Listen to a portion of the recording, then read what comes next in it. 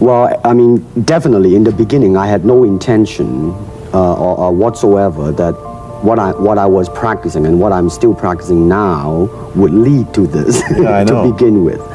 But martial art has a very, very deep meaning as far as my life is concerned, because as an actor, as a martial artist, as a human being, all these I have learned from martial art. Maybe for our audience who doesn't know what it means, you might explain exactly what you mean by martial art. Right.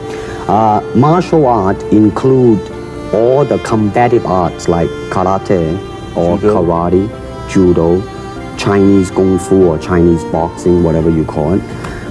All those. You see, like aikido, Korean, I can go on and on and on. But it's a combative form of fighting. I mean, it's not, some of them became sport, but some of them are still not. I mean, they use, for instance, kicking to the groin, jabbing fingers at the eyes and things like that. No wonder you're successful in it. Chinese movies are full of this kind of action anyway. They needed a guy like you could... Violence, man. So you didn't have to use a double when you moved into the motion picture role here. You did it all yourself. Can you break 5 or 6 pieces of wood with your hand or your foot? I'll probably break my hand and foot. But tell me a little bit, you set up a school in Hollywood, didn't you, for people like James Garner and Steve McQueen and the others? Yes.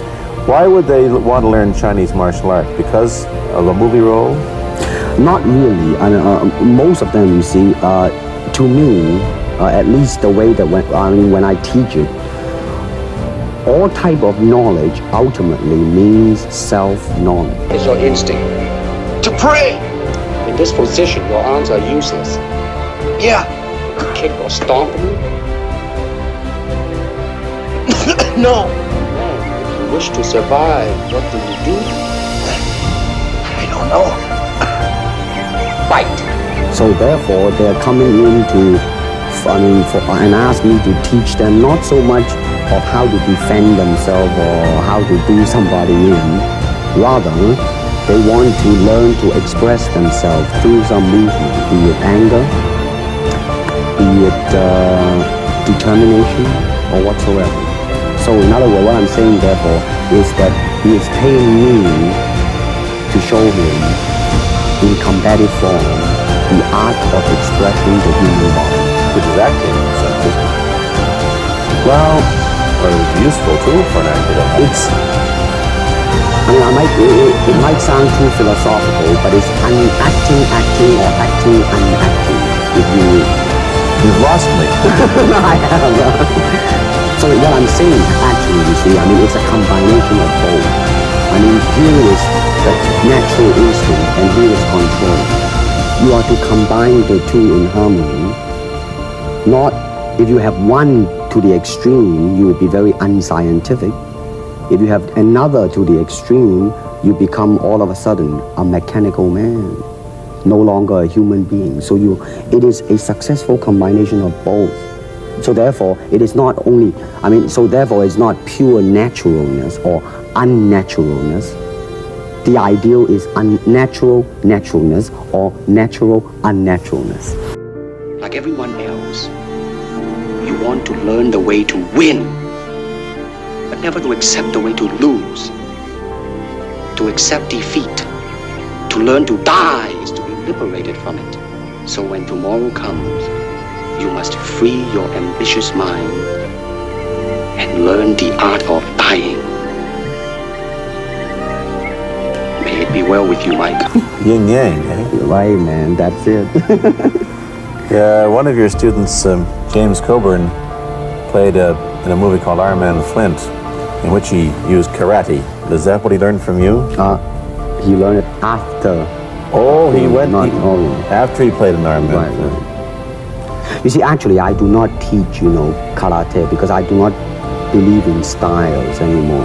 I do not believe that there is such thing as like a Chinese way of fighting or the Japanese way of fighting or whatever way of fighting, because unless human beings have 3 arms and 4 legs, we will have a different form of fighting. But basically, we have only 2 hands and 2 feet.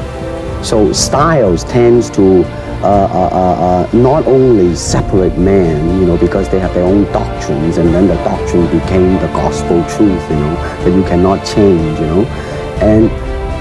But if you do not have style, if you just say, well, here I am, as a human being, how can I express myself?